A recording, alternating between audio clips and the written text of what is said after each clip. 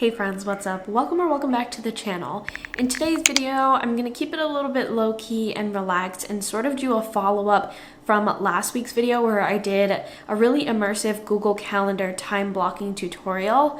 The reason why I'm being more chill this week is because Ian's actually at home and he's taking an exam and I don't want to be too disruptive. So this week's video is gonna be chill. I'm just gonna answer some questions that you left on last week's video about Google Calendar, and I also wanted to show you a little bit more about Google Calendar on the phone because that tutorial was mainly on the computer, but the great thing about Google Calendar is that you can use it on your phone as well, and it's one of the main parts of me using Google Calendar. Like if I'm on the road or something, I can always pull up Google Calendar and look at it through my phone, and there's some great things that the phone app is useful for. So I'm gonna get right into it. Okay, so the first thing is I'm back in the office. Ian finished his exam, so I can be in here again.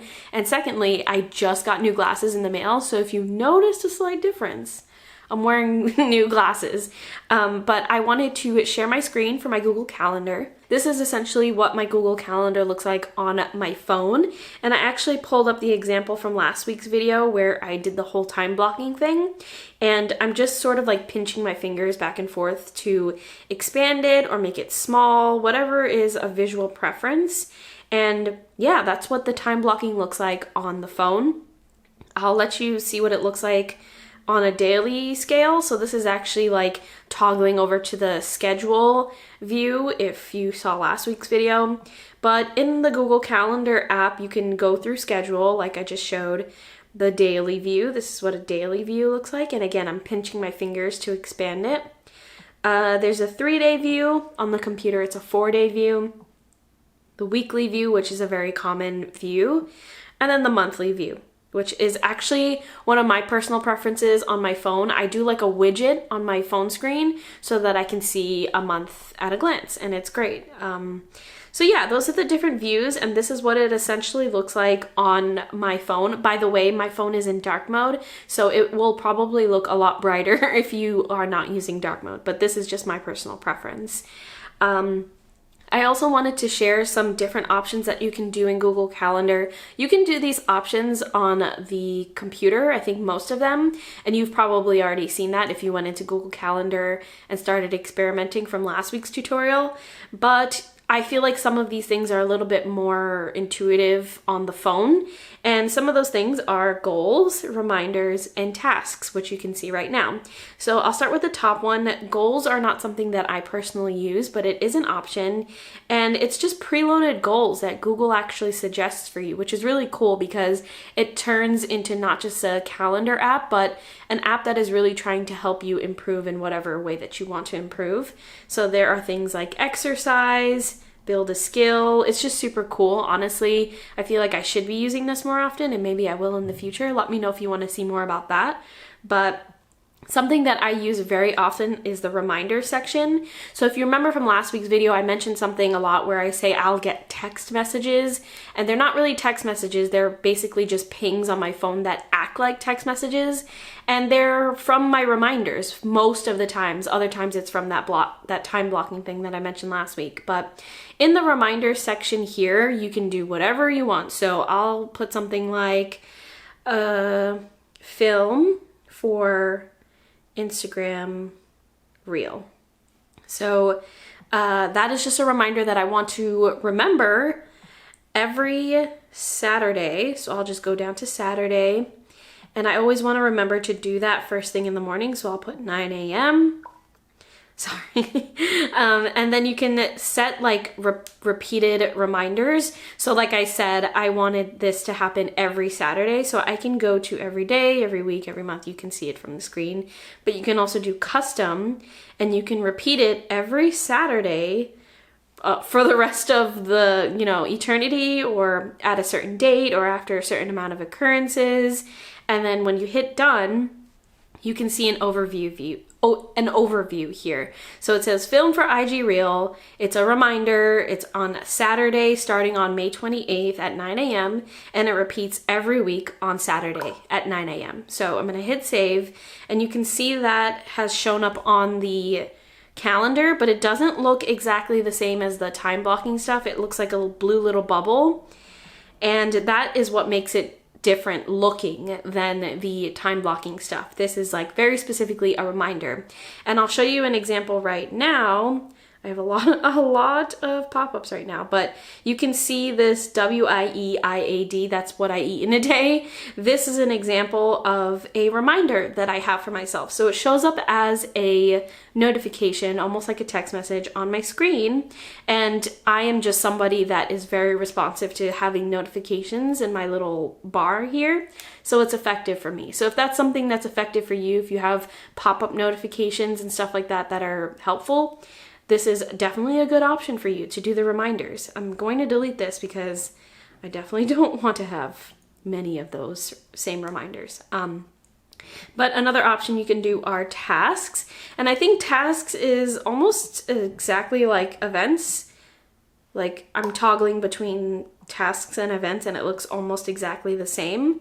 So I guess you can customize that to however you please, but that's another option that might be helpful for you. And again, looking at that example from the time blocking video, it's super effective. Okay, so I am going to go to last week's video now to pull up some questions that I got from last week's video. I think I got just a few of them, and I'm just going to answer them for you. So feel free to leave comments in the comment area if you have any questions about Google Calendar or anything that you want me to go through, any kind of tutorial that you're interested in seeing, and I'll definitely do a follow-up. All right, so the first question, what do you do when the period of time that you plan for a session, such as studying, do you low energy tasks or do you skip the next session? I feel like a section is missing in this question, and I'm assuming that this person is asking, what do you do when the period of time that you plan for a session goes overboard, like you go past the time that you've blocked? Do you skip to the next session instead of completing the initial session of work that you were doing? I think the really important thing about time blocking is to not spill over into other sessions. And this is why the reminders in my previous video are so important to me. It gives me like a 15-minute heads up that I should be preparing to stop my initial task and get ready to start a new task. So that's the really big thing about time blocking, is making sure that you don't continue on with the same session spilling over into the time where you time blocked for a different session.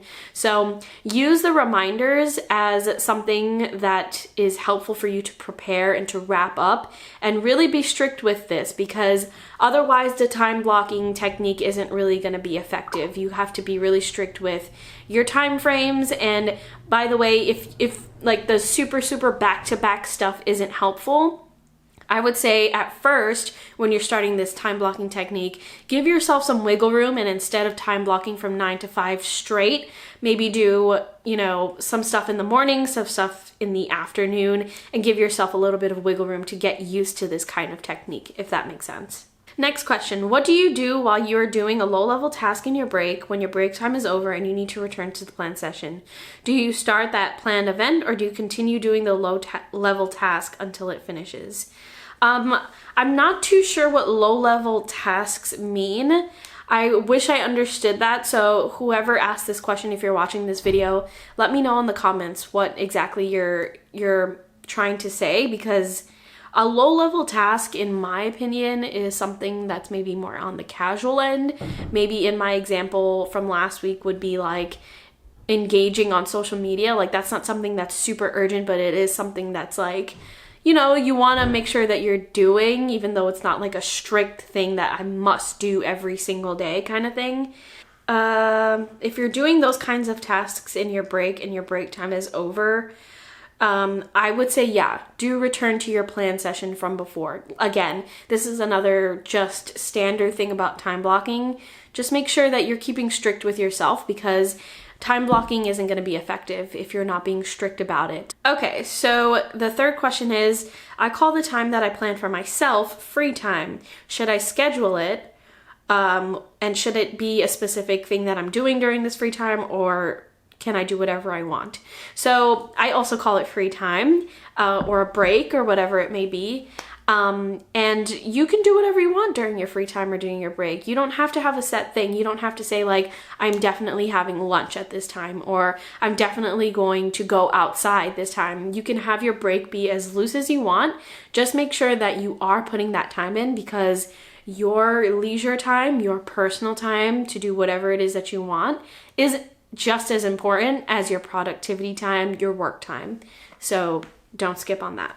All right, and the last question is, when I'm in a study session, if something that I should do comes to my mind and makes me want to think of itself, should I open my to-do list and write it in my inbox?